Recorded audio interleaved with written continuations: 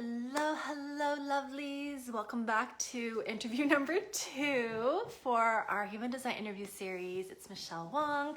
I pulled up my hair just so that you don't think it's the first video. So there you go. Joining us today is a Margaret Smith or Mo Smith.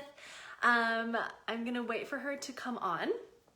And oh my God, if you didn't catch the first interview with Wendy Jasper, make sure you check it out because honestly, I'm so happy that I'm doing these because hi Margaret! I didn't even know the shifts that Wendy went through, so it's been really helpful for me. Anyway, oh my goodness, Margaret. Okay, Margaret, before I bring you on, let me just give people a brief bio, your brief bio. Hi, lovely. I'm going to read your bio and just give people a DL of your background. So, Margaret Smith is a reflector, 1% of the world's population. Authority, therefore, is Lunar authority. And then profile 5-1. So Margaret is on a mission to revolutionize the operations world in the real estate industry. Hello, David. Thank you for tuning in. Born and raised in Seattle, Margaret has a passion for seeking truth and asking hard questions. Her parents provided an environment where her brothers and her were truly given permission just to be themselves, and she had no idea the privilege she was given. She's extremely passionate about raising the standards for admin across industries and professions. She's an advocate, artist, cheerleader, strategic thinker, and admin who wants to help bust open the industry and assist in the growth of your business and personal life. Oh my goodness, welcome, Margaret. Let me invite you on. Okay, that's weird. Margaret, you might have to request to be on the interview or on the video.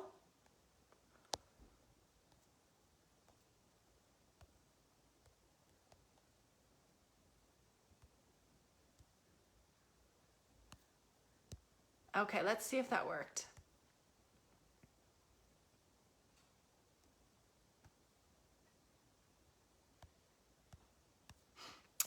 Margaret, are you able to? Is your phone in vertical mode? It's so and make sure you're on your phone because I don't think I can invite you on the computer.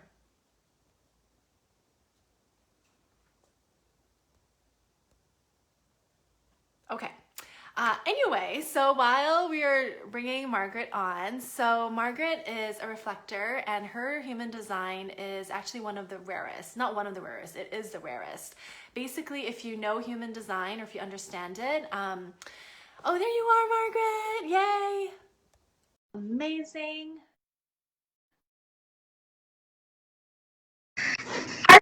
Hello, Margaret. How are you? I'm good, how are you? Oh, I'm good. I'm so excited you're here. I'm glad it worked out technologically. I know. I realized I had you on my laptop, and then it didn't look like it would allow me to join, so I just hopped on my phone. Perfect. How are you doing? I'm really good. How are you? I'm very good. I'm so excited for this. You're my one reflector. I know reflectors on the interwebs, but in terms of working with a reflector, you are my 1%. Well, I'm flattered to be part of that 1%. Yeah, well, I would love to hear just how did you hear about human design and we'll just go through a little bit. I was just saying before you came on, in terms of human design, the energy chart, if you look at the different energies, so you're completely undefined, which makes you 1% rare. So yeah, let me know, how did you hear about it and how? Okay. The first time I ever heard about it was from a friend of yours, Susan Palmer Wood. Yeah. And we had lunch together and we were talking about all the different personality assessments and things that we've done to learn more about ourselves. And whenever anybody mentions something new, I'm always like, oh, what is that? And she said while we were talking, she was like, I would be really curious to find out what your human design is. And I had no clue. So I went home and I Googled it. And then in the midst of doing all that, she also said, you need to talk to my friend Michelle because she could probably help you. That was just back in March, February. Yeah, this year. Mm-hmm. Amazing. Okay, and so we had a reading, and what shifted for you? I was thinking through. You had asked me the question of like what stuck out, and the things that stuck out were, I mean, one thing that I never forget is how you said, when I get ready for bed at night, I need to get ready for bed like a half an hour, 45 minutes earlier than usual. Sorry if my phone skips. And I need to lie horizontal for a while for my body and my mind and my energy to settle before I go to sleep. And that was huge. That was huge because I've been struggling with sleep for a couple of years now. And so I've integrated that into my routine. And then I would also say the other thing that's really shifted is, I mean, I left my salaried job and I started my own company. And a big thing that was, when we talked about how in my ideal world, my ideal life, people come to me with different ideas and different things that they need help with, and I get the chance or the opportunity to play with a lot of different things and people. And that is really where I feel my best. And so that's what I get to do now. Oh my goodness, congratulations. Thank you. That's amazing. Wait, so was it human design that led you to do that, or it gave you the courage? Like, what was the shift? I think it was, it's kind of like Susan Scott, who wrote the book Fierce Conversations. She says it's like gradually, then suddenly.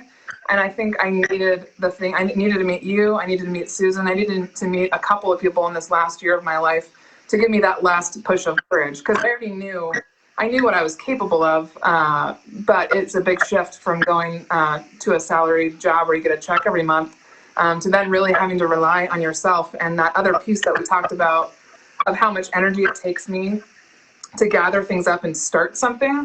I knew that I could do it, but I knew it would take a lot of energy. So human design definitely had a part in that for sure, because I thought a lot about what would my ideal environment be like. Right, and that's a huge thing for reflectors. Yeah. So did you utilize, like, you know how in human design, as a reflector, like your decision making is actually like a little cycle. Yeah. Did that feel natural for you? To have that kind of a shift or to make the decision? Yeah, because that's a pretty big shift to like say, okay, I'm gonna move on from corporate. Oh yeah, I would say that was a much longer decision than, it wasn't like I up and just said, okay, I'm gonna leave. I spent the time preparing myself to go, preparing and thinking about the idea of what I would do. And then the actual decision, the final push into it, I think was really prompted by COVID as well, and having the opportunity to work from home. Because after about 2 weeks, I was like, oh, I love this. I love the ability to be in my own space. And as much as I love people, I really needed more time to myself to be able to really utilize all my skills. Amazing. Was there, so you mentioned sleep, like shifting your sleep cycle. Did understanding the fact that it's based on your environment, because all of your energy centers are undefined, did you feel like that gave you, like, what was it like before and after, you know? I would say that it absolutely has had an impact. When I think about, and I'm very aware of not only like all of my energy centers open, but also you mentioned how the aura of a reflector has like something special about it that also protects. And so I think the shift that I felt is that despite everything that's going on in the world with COVID and everything in the United States, I felt stronger and I felt more able to like lean into what feels good and what helps to protect all of my emotion. Because there's so much emotion that I've been feeling, and I know that everybody has over the last 8 months, that there's definitely been times where I know that I've had to take a step back. And I think just learning about my human design has helped me understand it's okay to take a step back sooner, and it's okay to be by myself for longer periods of time than other people are. And it's okay to speak up when I need that, and to set more boundaries, and to have because now I have complete control really over who I choose to work with. And it's partly why, so in my job, in my new business, I'm taking just 12 clients. Because, and some people, in coaching schedules, they could take up to 30 to 40 people a week. And I only want 12 because I'm going to be very specific about who I want to work with and who I choose to work with. And I'm also trying to be really sensitive to the fact that that's not all that I want to do. I want to dabble in a lot of different places. So I'm being very intentional about that. Yeah. Oh, I love that. What I love is like, because your boundaries, right? So because there are a lot of coaches that can take on to like 30s, like exactly what you said, and like, oh, like just from you knowing yourself more, it's like I'm gonna like draw the line, and I have the energy to explore my other passions. Yes, totally. That's incredible. Yeah, so it feels really good. It feels. Yeah, I love that. And were you feeling somehow stuck before your human design reading? Like, what was it, and what transformed? I mean, I think that identifying with that feeling of being stuck, I've felt for like a lot of my life. And I think I've been on a journey to really figure out why I felt different. I know you and I talked a lot about this on our call, where when I was growing up, I just felt like I was out of place. I was different. And it was like, hey, I know I'm not that special. Like everybody's special in their own unique way, but it's not like I'm some extra special being or anything. But I understood from a very young age that there was something different about how I operated. And so I've been kind of on a mission to figure out what that is. And so, yeah, I would say like for the last year and a half before I did the human design interview with you, I was in a place where I knew something needed to shift in a big way, but I didn't know exactly what that looked like. And so just having gone through that time with you and then spending time afterwards reflecting on it and re-listening to it and then integrating the learning into my everyday, I feel like my energy flows in a much better, easier way. And I know it might not make sense to some people if they're brand new to human design and just the idea of energy and chakras and all of that. However, I have to tell you, like, because I'm so in touch with how I feel and in my body and in my brain and everything, things are happening for me at a much faster rate in my life right now. And I think it's because everything is flowing and I feel so much better. Yeah. That's incredible. I know how I'm doing these because I really like, even talking to the previous interviewee, Wendy, like I was like, I didn't even know like that's what shifted for her, and just hearing that from you, just like things are coming faster, and how like maybe sleeping earlier has been really transformative, and setting your boundaries, like, oh my god, that's amazing. Yeah. And I just wanted to like say hello to everyone who's tuning on. I saw a heart bubble from Mariah, and hi Michael, oh my goodness, so good to see you. And so like, I don't know, people might not know this, but like the reflector energy type is one where like, your environment is really important, because you take on just like your reflection, but you're also your unique self, but you can mirror back what's around you. So you need a healthy environment. Otherwise, it could be really draining. And so I love that you know that, and you have your own space, and you get to like curate who you want to work with, which is so powerful. Yeah. Yeah. I've always known that environment was incredibly important, but I thought it was just due to like aesthetic and like what I love to look at color wise and how I like to design things. But then I've realized, oh no, it's much more than that. It's actually everything. And if I'm not feeling good, it usually has to do with my surroundings. As crazy as it might sound, how I design things in my house, what color they are, the lighting. I also like to be up high. So like I prefer, right now I live in a duplex and I'm on the top half and I have a view of the mountains, and being up high feels really, really good and like just makes me feel so creative. Oh, I love that. I love that. I feel like that's like your environment is also really important, right? And yeah, so totally. What was I gonna say? Your environment, and also where you are, like because in human design there is that. It's like it can be looked at as geographically, but also like I love that you're like, okay, you might be a mountains person, you know, in human design. Yes. So that's incredible. I love that. Is there anything else that you wanted to share that you think would be helpful? Let's see. I took a couple notes. I think the other thing that I would say for people that are watching about human design is that by being open to something like this that I had no knowledge on, what it's really done is solidified and verified the strengths that I knew I had. But to find out that it's really a part of me was the best. So like I wrote down like my sensitivity is my strength, and for the longest time, I felt like my sensitivity was not something I wanted. I'm a easy crier, meaning like if I feel emotion, if I feel somebody's sadness, I have no hesitation and no shame in showing that and sharing that.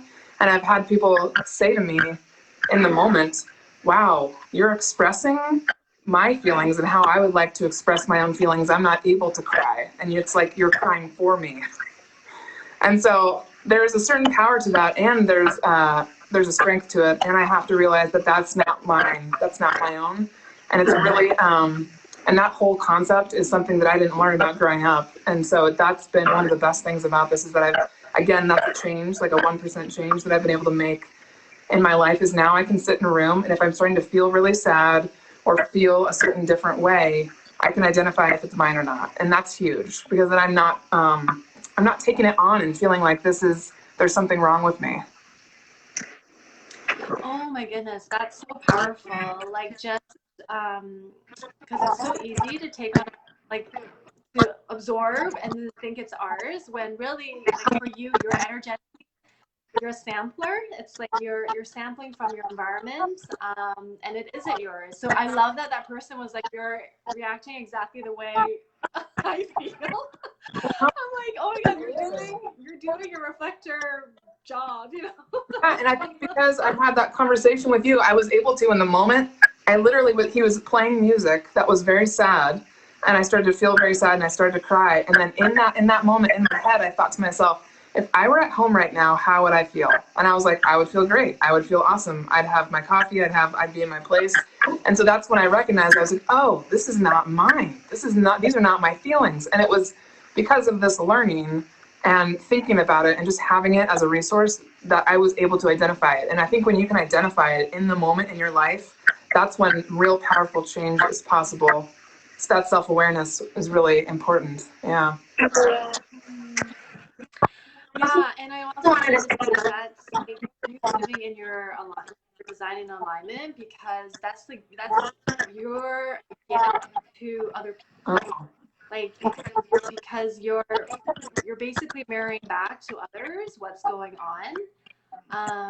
And that's such a gift. It really is. So I love that you're able to distinguish that from our reading. Like, okay, this is yours. It's not mine, and it is a gift. Like your sensitivity is your superpower. Mm. Yeah. So, oh, I'm so happy. Thank you for popping on and for sharing your time. How can people learn more about you? They can go to my website, which is just iloveitwhen.org. Yeah, and I love it.